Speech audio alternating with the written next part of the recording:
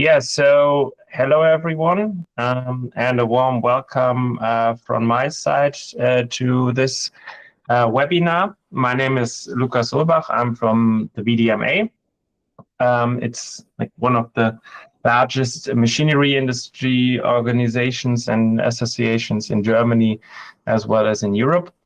And today I brought along a colleague from the Project RoX, Dr. Richard Bormann from the Fraunhofer IPA, and from T-Systems International, Nikhil Vinod Malera. So for today, we prepared a short overview for the project, and then we will do a deep dive into the use cases we will covering in the project. And at the end of the presentation, we will go a little bit more on the application side and spread some light on the questions how to use it in a more productive environment. Okay, so let's start with the overview over the project. So if you want to express it in one sentence, the overall aim we are following in RoX is that we are trying to automate processes where it has not been possible before, either to technical or economic reasons. And we want to reach this goal by looking at three different areas of action. So the first one are a group of use cases that we have in the project. And the idea is that the use cases deliver data to improve AI models. And in return, the improved AI models should be used to make the use cases more flexible. Also, the use cases are intended to set some guidelines for the emerging ecosystem and shape the development by telling us, okay, which standards should be implemented, or which data should be exchanged, or which systems should be connected. In return, the ecosystem is intended to help to open up the use cases by enabling more or better solutions, and also reducing lock-in effects within the use cases by making components more exchangeable, but I will come to this in a moment. The ecosystem also with its access to resources such as know-how and infrastructure and computing power is also intended to support the development, deployment, and update of new AI modules, and whereby each AI module developed and later published and described within the ecosystem adds value to the network. All three areas could be broken down further. So the use cases that we have in the project are primarily focused on problems in production and logistics, and they will be presented later in more detail. And in the connection with the AI modules, we are also checking which capabilities or components or software components of a robotic system could be generalized and also, if possible, used as exchangeable building blocks, which then also can be swapped between use cases or systems. And the section of the ecosystem is focused mostly on the Dataspace as an underlying infrastructure, as well as on the question how developments from the use cases or from the AI area for a specific solution, for a specific problem, can be grouped into a bundle of software artifacts, so-called kits. which then can be used to make this solution available for others and make this solution more easily applicable for others by combining everything that you need to implement this solution on your side. And all activities within these areas should contribute to this creation of a digital ecosystem for AI-based robotics. And the overall vision is that this network is designed to connect all players within the robotics industry, namely end customers, component manufacturers, system integrators, as well as service providers, without creating a centralized system with a single platform owner. So we are trying to get use of the benefits of a digital platform, but without building a digital platform. And the federated infrastructure that we are using for that is or should facilitate the data exchange between the partners, and by that making it possible to develop and operate robotic systems and robotic solutions more cost efficiently, and also ensure their flexibility through continuous development and improvement. And the interesting part is that in this process, each partner keeps control over his data and his sovereignty, because the infrastructure that we propose to use has a fundamentally different approach than other existing ways of digital collaboration. So on the left side, we have platforms with the existing ecosystems as we found it right now, or as it is state of the art. So we have a central data storage and a central architecture. And this makes these systems quite fast and offers a certain degree of compatibility, but it also delivers silos, dependencies, lock-in effects, and monopolies. On the right-hand side, we have the approach that we are following within the project. So data spaces are the nucleus of ecosystems, and they have a decentralized and federated structure. And due to this structure, there is no central data storage anymore, and we don't have a platform owner that has control over the system because the system is governed by its participants. And the promise is that this new structure leads to the fact that compatibility becomes interoperability, and that the structure by itself creates sovereignty and trust. And with this shift from a centralized to a federated system, we are trying to reduce the risks and barriers that are currently associated with collaboration and cross-company data exchange, to strengthen the digital cooperation between the partners and the industry players, and in the end, overall increase the competitiveness of the robotics industry.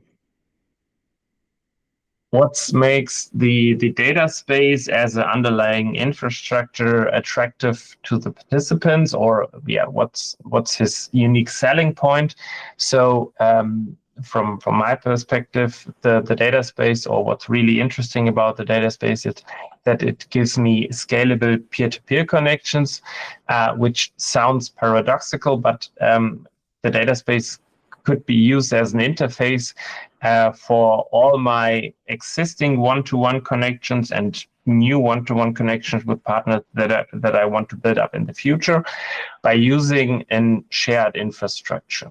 And as it is also intended to be interoperable and based on standards and machine readable, the data sharing that takes place about the data space could be also automated, and reducing my overhead and my costs or friction that I have currently in some processes within my company when I'm sharing data.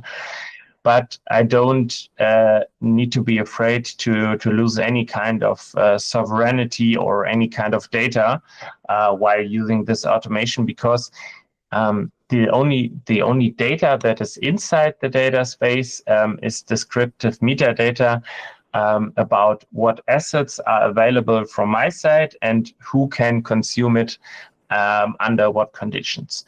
So the payload, the data that has value is always behind the connector, and it is only exchanged when two parties that are part of the data space have agreed on terms of use and mutual benefit. And in that step, the system takes also care of the fact that none of the other participants is then included in this exchange process, and that there's no central component where the data is passed routed through, and it's only like a bilateral thing. But I can use it like for all my bilateral data exchanges that I want to do. To realize this concept of a data space, there are several software components needed, and as the goal is to build up interoperable systems, they should and they are based on a common set of standards. For example, the Dataspace protocol or the Eclipse Dataspace components. And I brought along here a very high-level picture of an architecture of a data space which connects like a data provider and a data consumer, but end-to-end. And one key component in this architecture picture is the connector, or also sometimes called the participating agent. And this software is a collection of specific functionalities that a participant needs to be part of the data space. And it acts like his access point to the data space. It connects the participant to other participants. And the data space itself consists out of the total amount of connectors that are provided by the participants.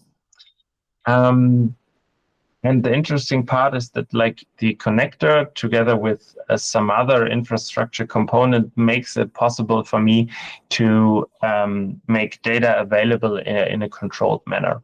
And he reaches this goal by the fact that he divides the architecture into layers or in two planes. So we have the control plane and we have the data plane.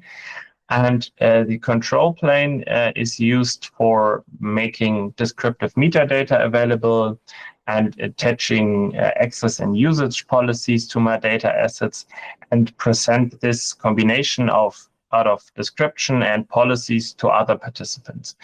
And if then a data consumer has found an asset from me based on my description, he can ask for access. And in that moment, our two connectors, they start to negotiate about this data asset. So they are checking the identities. The data consumer has to accept the policies of the provider. And if everything goes well within this negotiation, then a contract is established between the two participants. So the exchange is governed by a legal framework, if you want to put it that way. And after we have this contract between the two participants, the control plane opens up the data plane, and the data plane establishes a peer-to-peer connection between the two participants. When I'm talking about establishing a peer-to-peer connection, it is mainly meant as the exchange of endpoints. So after the contract is established, the data provider can present an endpoint to the consumer, where the consumer can pull the data from using also some credentials, access tokens, and so on. or the data consumer can provide an endpoint to the data provider, towards the data provider then can push the data asset, also again with some authentication methods and so on. And after the data exchange is completed between the two partners, the connection is again terminated. And when they want to exchange a new asset or another asset or interact with other partners of the data space, then all steps need to be redone again. But as I mentioned, as they are machine readable and there are standards for it, all these steps can be automated. So I don't get much overhead by using these systems. And you always have at first making descriptive metadata available, attaching policies, publishing it to the data space. Then we have the negotiation, then we have a contract, and then we have the actual data exchange.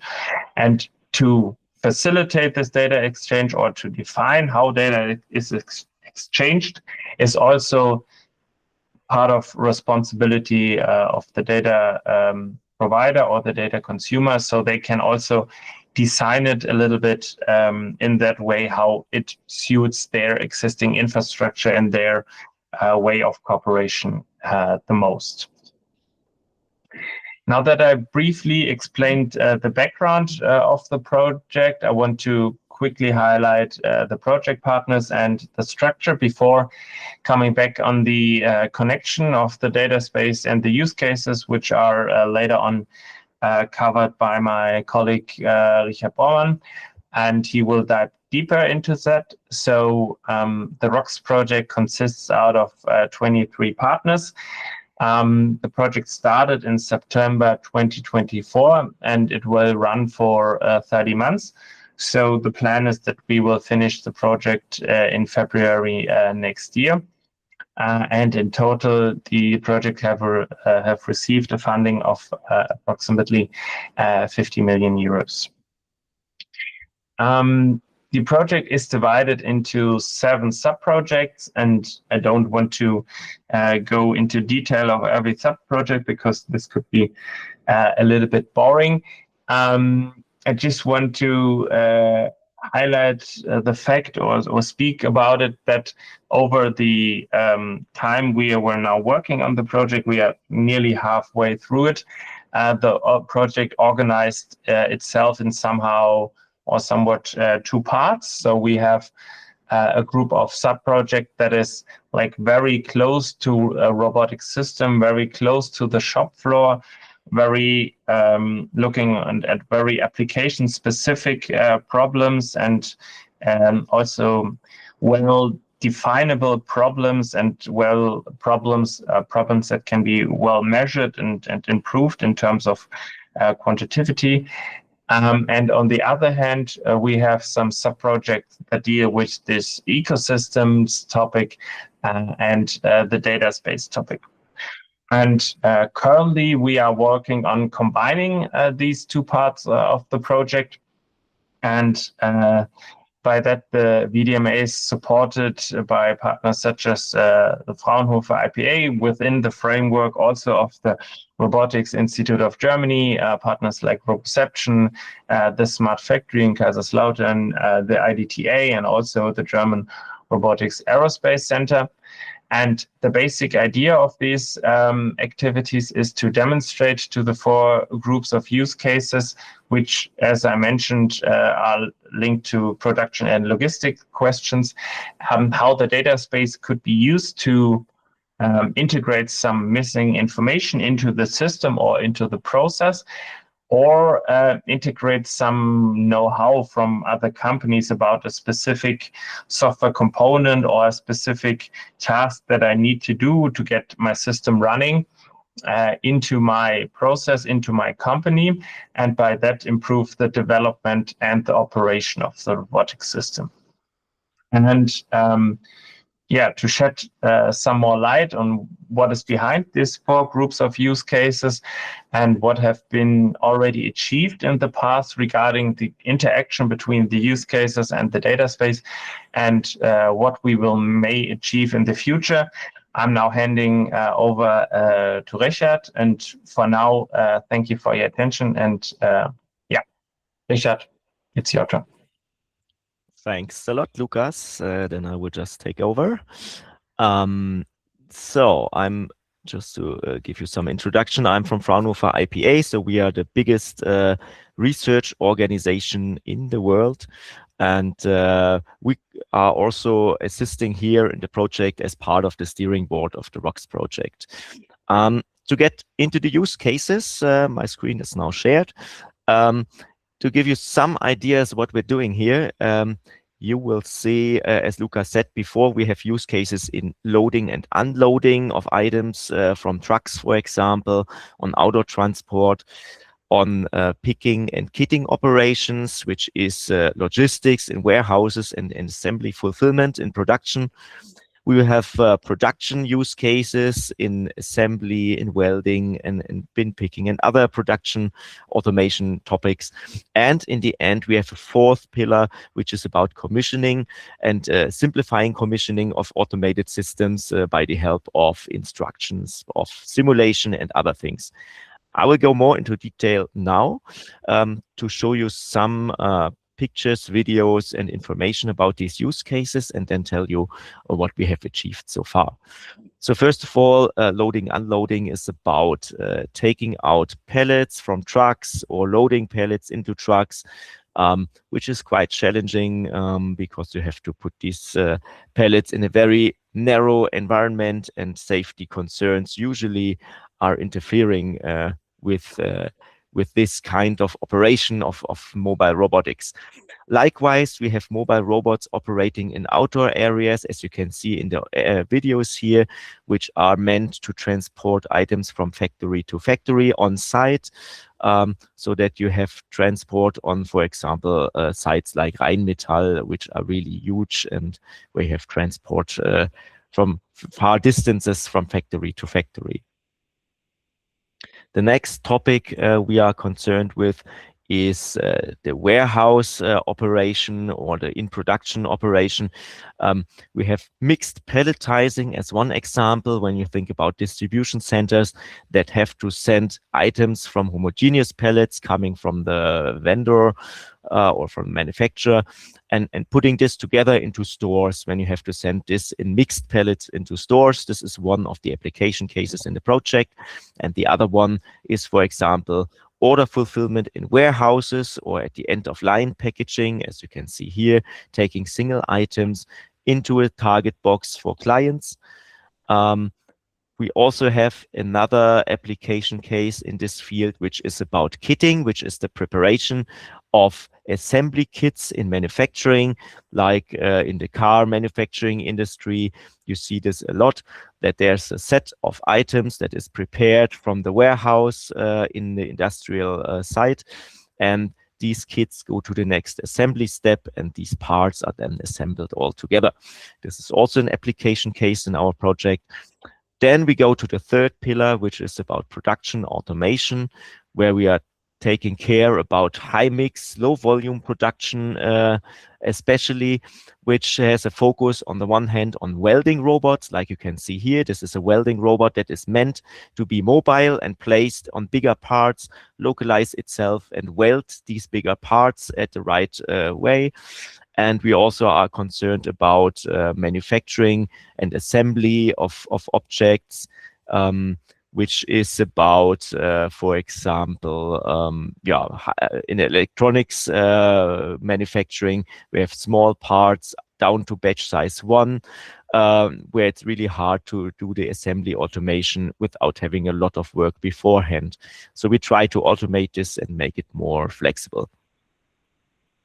Another task we are concerning here is a mobile robot, a mobile transport robot like this for SLC transport. We are working in laboratory environments, so like robots that help in getting chemicals, in dosing chemicals, in doing lab work and experimentation.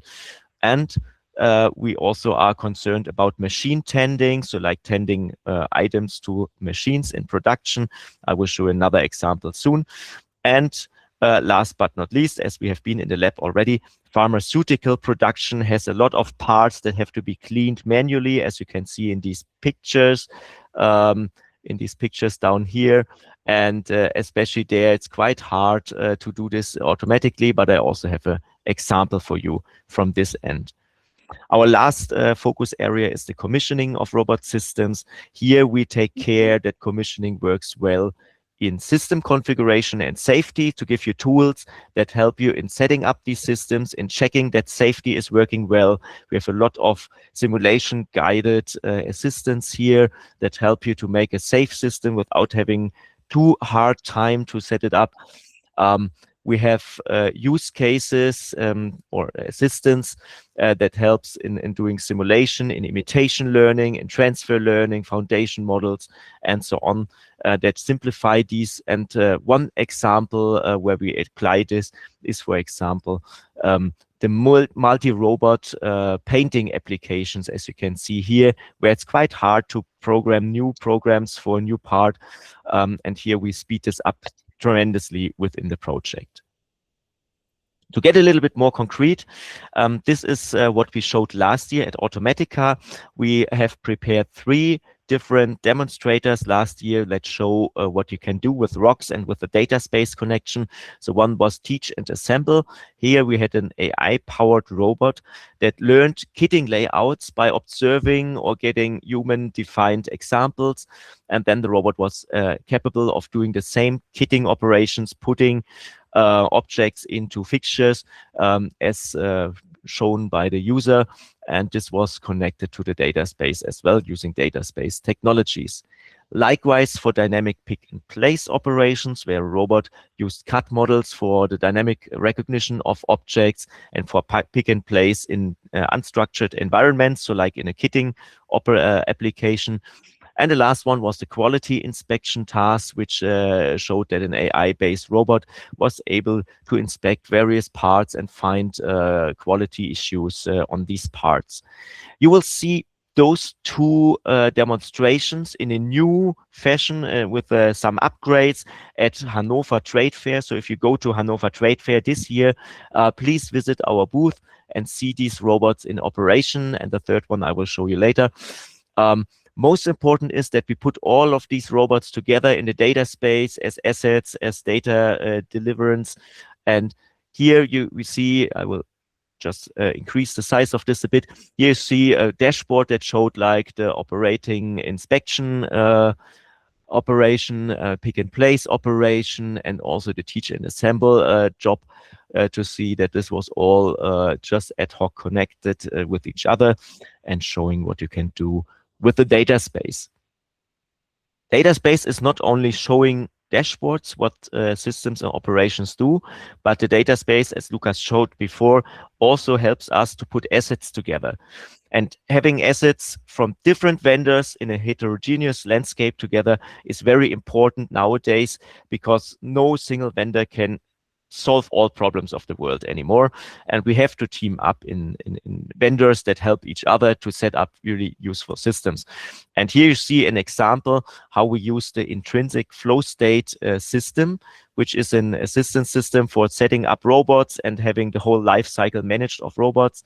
This system can connect to our Dataspace, as you see here. It can browse our items and assets in the Dataspace, for example, for gripper. What we just did here, we said, please install a new gripper suitable for this task. And here in the middle, you see a digital twin simulation of this robot system, which will be now enhanced by the gripper we just added to the system. So here in the set of assets in the system, you see this is now added as another gripper for the system. We import this, and already then you can see here in the digital twin simulation that the gripper appears on the robot, and now we can work and program the whole robot application using this gripper that just came from the Dataspace as a new asset that we didn't use before, which is well suited for this concrete task. To give you some more ideas what we're doing, this is another project we are working on, which is about bin picking applications. So traditionally, this is an application that comes with a front end where it gives you easy time to set up all the robot, the environment, the work pieces, and so on. The system is connected to a back end steering all the things that happen here. So in this example, we can start a simulation, a massive parallel physical simulation in industrial metaverse, doing bin picking experimentation for setting up the system in the detection of parts, in the handling of parts, which are the right gripping things. It can give you already a forecast on KPIs, how well it will work, and how to prepare the system to be delivered on the real setup. As you can see in this system here, or in this video here, the system can directly be deployed on the real setup eventually. And the Dataspace helps a lot in this case because, for example, if we already have digital twins in the Dataspace, we can just take these digital twins or single components from our data ecosystem, import this as digital twins with the tools I just showed before into the digital twin simulation or in the physical simulation for preparing the system, for analyzing what are good grasping poses, which is the good behavior of the robot, how should I really manage and parameterize the system so that it runs perfectly in the real world. Just to give you better insight into this, this is our Asset Explorer, which is connected with the Data Intelligence Hub of T-Systems.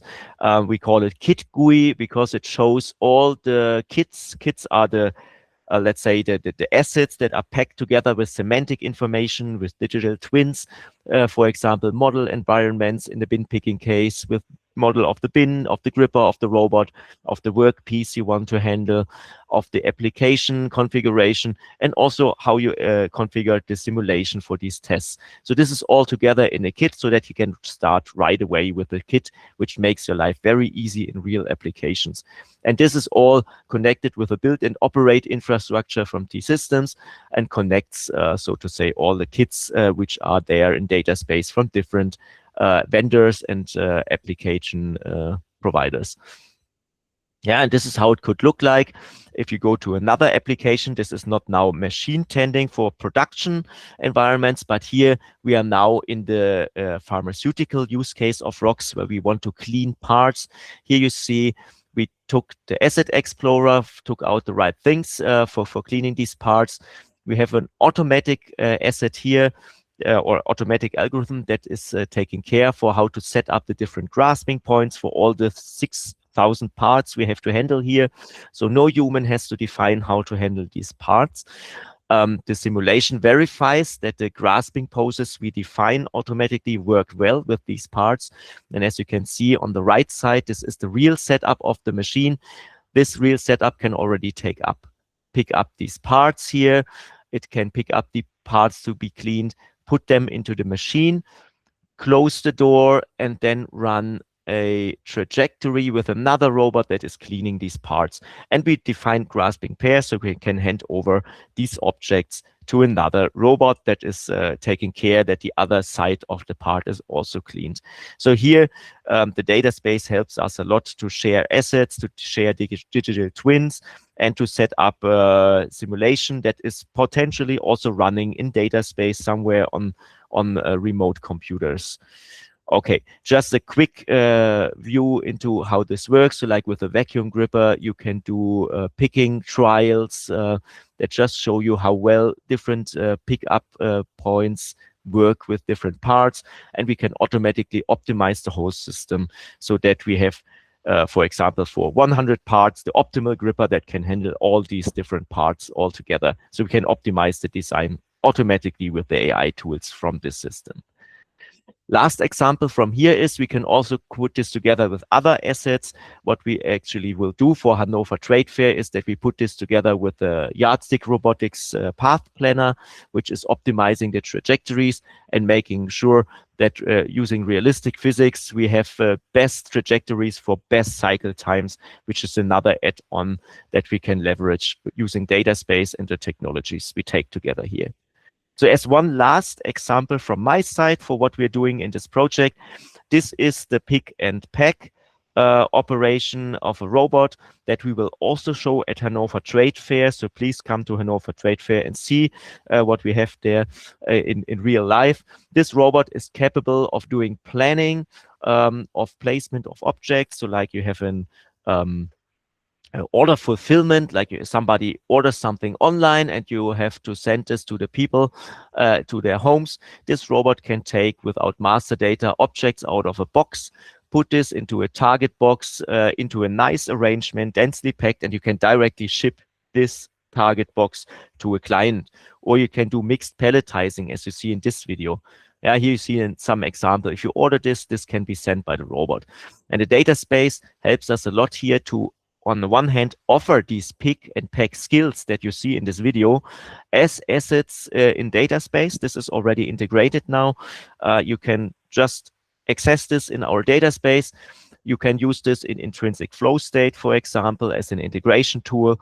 And our Dataspace connection also will now in future help us to take live data from real processes. So imagine this runs in some company, and we will take this data from this operation to see how well it works with real data in real practice, and we can retrain our models offline at our place and see how well this works the next time, and deliver updates, for example, over the flow state system to the clients. This is how we make use of Dataspace in different use cases in different ways. And this is, I think, a good point to hand over to Dataspace as a service, presented by Nikhil in the next minutes. Thank you, Richard. So I will take over. Great. All right, so I will be presenting the topic on the Dataspace as a service. So following up on what Richard has presented about the decentralized data dashboard, as you can see here, this is the data assets that are pooled together from different partners, from Yastic, Robotics, Zoltec, Intrinsics, so 3 different use cases. So I'd like to give you a little bit of a background on how this dashboard has come to the realization and what's behind the scenes. So this brings us to the topic of the Dataspace. Of course, Lucas has given a great insight into the Dataspace, but I wanted to give another perspective on this. Where does the Dataspace in this context, the RoX Dataspace, fit in it? It fits right in between the partner's infrastructure as well as the end user who is making use of the use case. In this case, it is a dashboard. So within the ecosystem stack, you have the Dataspace networks, the data products, and the super apps. I will explain this a little bit more, but you can consider this as the RoX Dataspace, which is powered by the Data Intelligence Hub. And in the next few slides, I will also present the Data Intelligence Hub platform along with the Build and Operate. So if we go into the details of the architecture that is behind the scenes to enable this decentralized data dashboard, you can see here in the bottom layer, you have all of these partners, Yastic, Robotics, Intrinsic, and Zoltec. Each of them have their own, and they are giving out the live sensor data. And this data has been published on the MQTT broker. In this case, we are using Mosquito as the MQTT broker. Now, all of them have their assets and they have their own endpoints. Now, if they would like to share this data with each other or with someone else who is a partner in this RoX Dataspace, they all have to publish those endpoints as an asset on the connector. So each of them have their own connector, and when they publish these assets on the connector and give the permissions to the consumer, like this consumer, let's say that this is me as a consumer, and if I would like to use their data, they have to specifically set that permission that me as an organization can use their data. So these are the access and usage policies which you can set within the connector, and this is what how the connector and the Dataspace enables the sovereignty and gives you complete control over the data, whether you would like to share it or you would like to stop sharing the data. Or you can also set an expiry date until when I, as the end user, can use their data. So once I have the access to the data from all of the 3 partners, I can take it into my own MQTT broker and then use Telegraph as a collecting tool to collect all of this data and then save it in our InfluxDB, which is a time series data. And robots, as you know, produce a lot of time series data as and when they are operating. And this can act as the data source to produce the end Grafana dashboard, as you can see there. So I will be showing you a little bit more into the build and operate infrastructure that is behind the scenes, because all of this is powered by the build and operate. And I will also show you the connect and integrate part of it, which is basically the UI on top of the EDC that gives you the value-added services. So over to the build and operate. This is the DIH platform that helps you have multiple data spaces.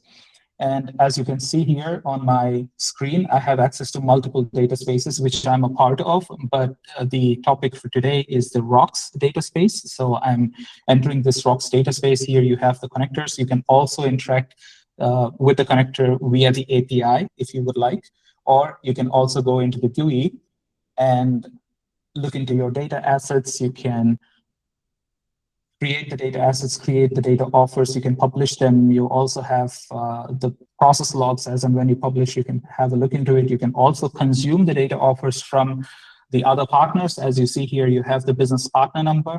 If you would like to see who are all the participants of this RoX data space, you have these participants here and their corresponding business partner numbers with which you can actually look for the data offers and consume them. So that is a brief insight into the connector, but then let's go into the build and operate that helps you build these apps. And so this is the RoX data space. I have managed real access to this.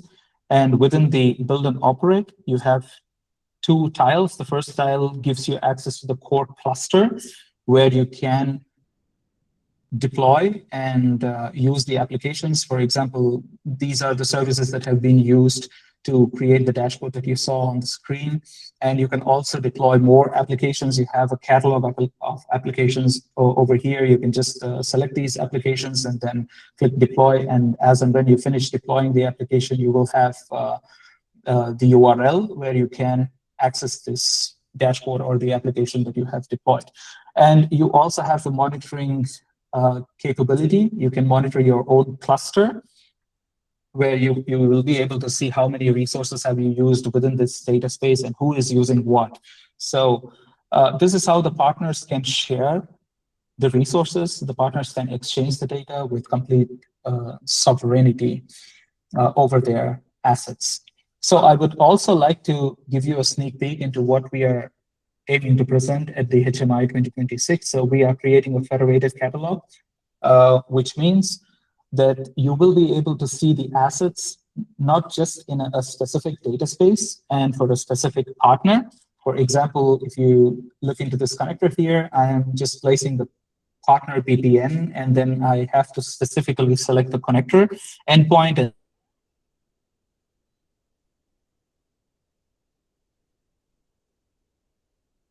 And then I will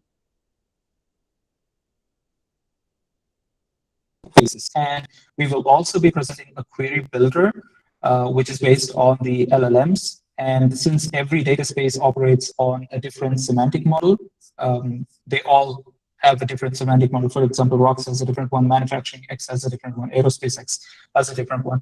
But what if you would like to search for the assets across all of the data spaces and across all of the semantics? And that is what the query builder helps you to do that. And this is the semantic view of a specific asset, and ultimately this asset, as Richard has pointed out, this can be downloaded onto the end robot to realize a specific use case. So that's a sneak peek from my end, and over to Lucas. Thank you very much. If you could just keep sharing this last slide, so then I will talk about it. It's more easy. Yeah, so as Nikhil and also Richard have presented, we have various activities going on the Hannover Messe this year. So as well as on the system side as on the data space side. And I just want to invite you, if you're at the Hannover Messe, step by at our booth. We are in Hall 13, booth C24. We are part of the overall appearance of the platform industry 4.0. And besides our demonstration and our appearance at the booth, we are also giving multiple talks about the project. On our website, I will post the link into the chat. On our website, there's an overview over the talks that we are giving over the week and who's speaking and at which location, at which time. So if you are interested in a talk, step by. And then I think we're with our presentation done. And I would head back to the organizer for the Q&A session. The first question was, what new technologies or standards have enabled AI-powered robotics solution in the RoX project? What challenges remain for the future? So the basic idea of the project is like not to develop new standards and trying to push a new standard into the industry, but like gathering information from the industry, what is currently available, what is used, what is currently in operation, and simply link them and see how they can interact and how they can be combined the best way. So yeah, we are not developing new standards. So when we are talking about standards that we are using, so on the Dataspace side, it is, as I mentioned, the Dataspace protocol and the decentralized claims protocol as standards that they are underlying there.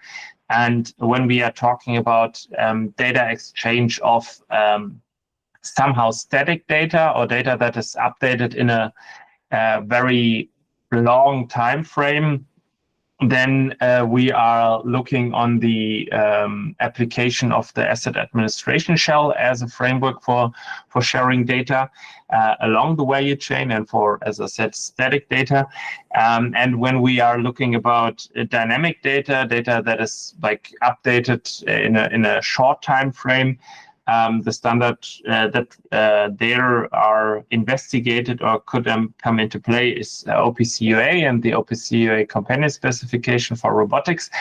And as Nikhil presented, we are also covering some other, not say standards, but technologies like MQTT or protocols. But yeah, as I said, there isn't like this new standard developing. And regarding the challenges that remain for the future, so as I said, currently we're trying to get like the systems and the data exchange more together. And we are currently working on the questions like what information or what description or what data needs to be like made available within the data space, also in the context of such a catalog. Like Nikhil showed, he also covered the topic semantics, and that like different data spaces are speaking different languages, to say so. So the main the challenges that is remaining is like how to make assets like searchable or findable, so that if I want to use if I want to search for a specific asset, that I know how to name this asset and how to find it. So this is, from my perspective, currently the biggest challenge we are working on. Yeah, Nikhil, Richard, do you want to add something to this question? I could amend from a technical perspective of the AI capabilities that a couple of things have been developed throughout the last years that enabled also these new applications, which is, for example, a much more dexterous manipulation capabilities, also object localization capabilities. The thing of seeing what is similar, what is dissimilar helps us a lot, for example, in the painting application. And there's a lot of specialized examples how technical progress in the sense of AI technologies also helped a lot to make this this project succeed a lot in different application cases as well. Okay, thanks for adding. Yeah, next question was, why is the Dataspace necessary for the RoX solution? How does a Dataspace contribute to and support AI-powered robotics solutions? Good question. So I'm trying to give one example with a use case. So we have a use case where we have or where they are trying to automate process within a laboratory, and the robot has to deal there with a lot of different objects to handle, a lot of different substances to dose, and they are varying from day to day, and yeah, it's all quite high volume, and it would be very time consuming and cost consuming to automate it with standard automation technology or standard robotics solutions. And then the first idea that you have in those days is, okay, let's throw AI on it. AI will do it and will solve the problem, but then you need a lot of development resources. You need to put a lot of energy into making the system robust, making the system predictable, and so on. And within that context, we are investigating whether the Dataspace could be used to provide some information that is somewhere existing, but the people where the system is running don't have access to it right now, or the people that are the system developing don't have access right now.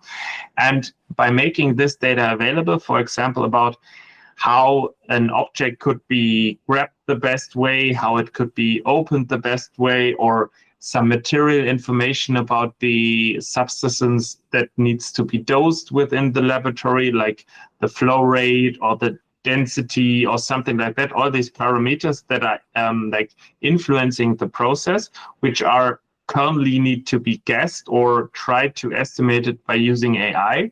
We are trying to make this information available via the Dataspace to the system and to the development, so that the system could be much more leaner, much more stable, and the solution space of the system could be reduced, and maybe also be covered with traditional algorithms or traditional software methods, and the AI needs only to focus on that part where it's really needed, where it's really strong, where I have all data available, where I can use it in its best capabilities, and the other parts could be covered by the better availability of data and more data that is available.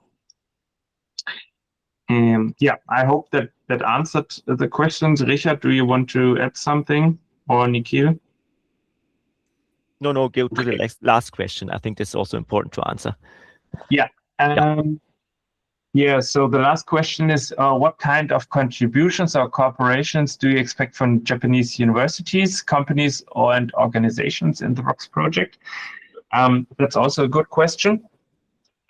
So currently the project is still in its development, and we are, so basically there's the opportunity to get to be an associated partner and to contribute with a use case or with some resources to the project.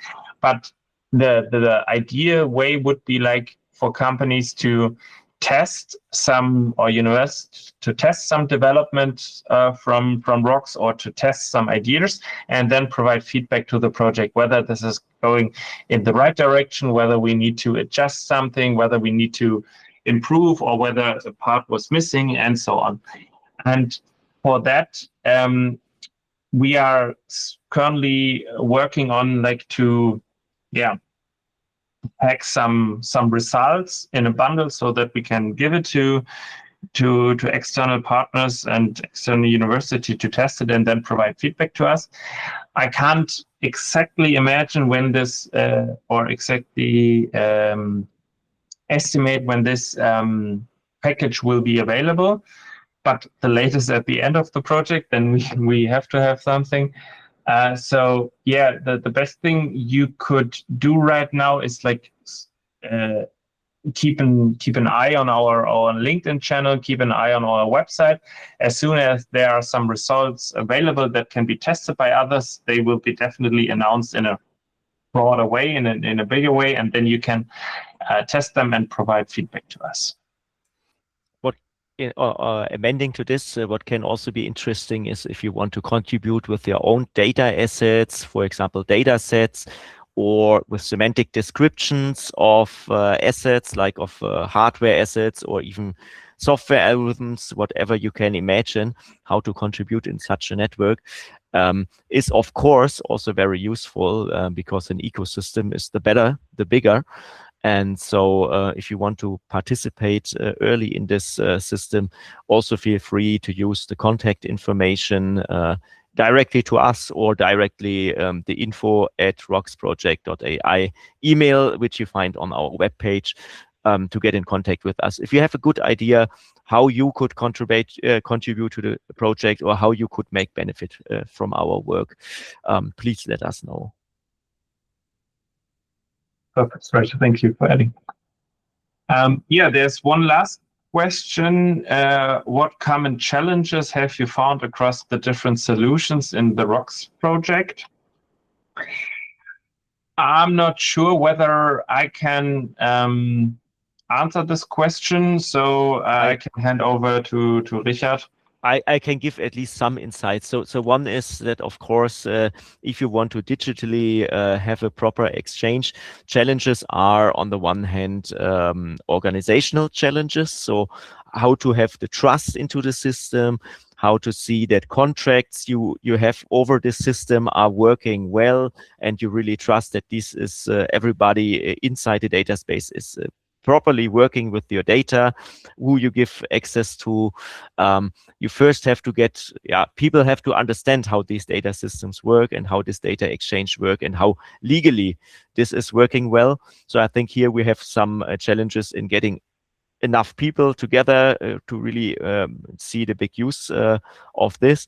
And on the technical side, I would say, which is always a big challenge, is to have enough digital twin data, to have semantic descriptions of your data, to really make use of your data, because you can't put your data in the data space, but this doesn't mean that anyone can usefully use this data because it's just data somewhere there. You have to have a proper semantic description so that other people know how to use your data, how to access the data, and what they can do with it, what quality of data they get here. And this is quite important, and it's actually quite difficult to have a proper semantic scheme for all the possible data and assets in the world. On the other hand, there's also some work to put this semantic information into the system. So we are also looking, for example, as you ask for collaborations, we are looking for systems that automatically create semantic descriptions for new assets and for new data, which helps a lot to simplify the onboarding and to simplify usage of the system as well.